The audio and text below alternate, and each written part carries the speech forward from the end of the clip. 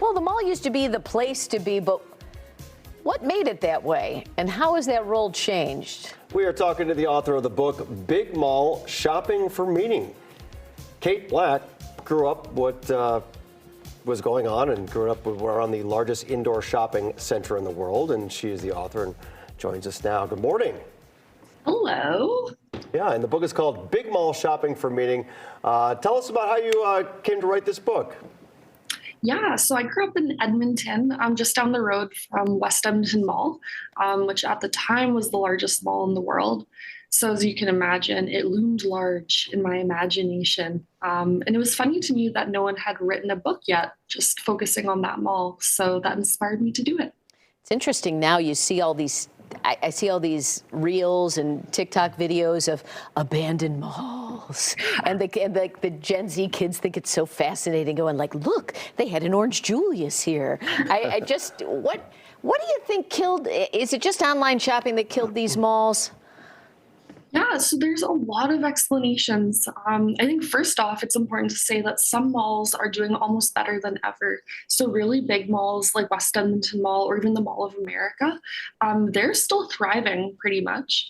But for smaller community malls, what really killed them was when their like anchor department stores shut down. So if a Macy's closes, and that's why most people were going, that unfortunately is why some of them bit the dust. So this is like they pivoted and they have amusement parks in there that have other attractions besides these anchor stores. Those are the ones that are doing well?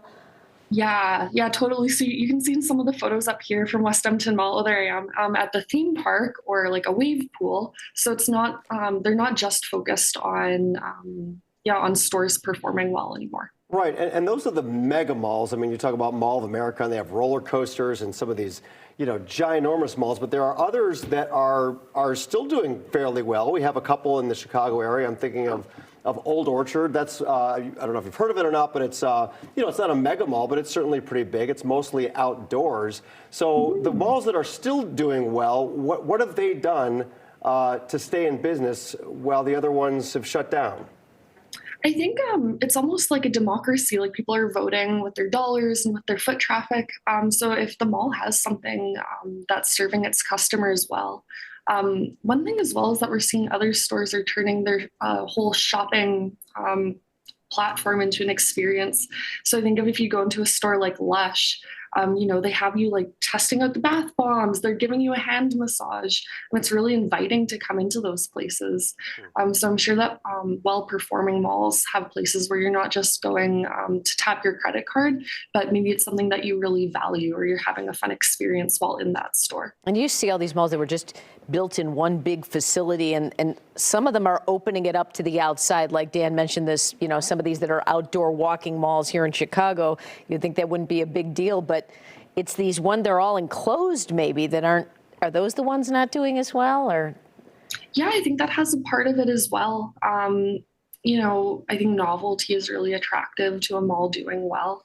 I think it's also unique to the communities that surround it. So some even really closed off malls are still having a lot of foot traffic because they have, groups of seniors coming through and doing their walking, and maybe there's a grocery store in there. That's a vital service.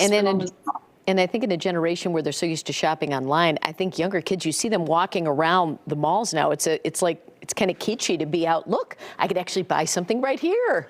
Yeah, so retro. Yeah, it's retro. The trends all come back around, Dan. We hope so. Yeah. Well, again, the book is called Big Mall, Shopping for Meaning. You can get more information. There is the website and also our handle on X. We appreciate your time, Kate. Thanks so much for joining us.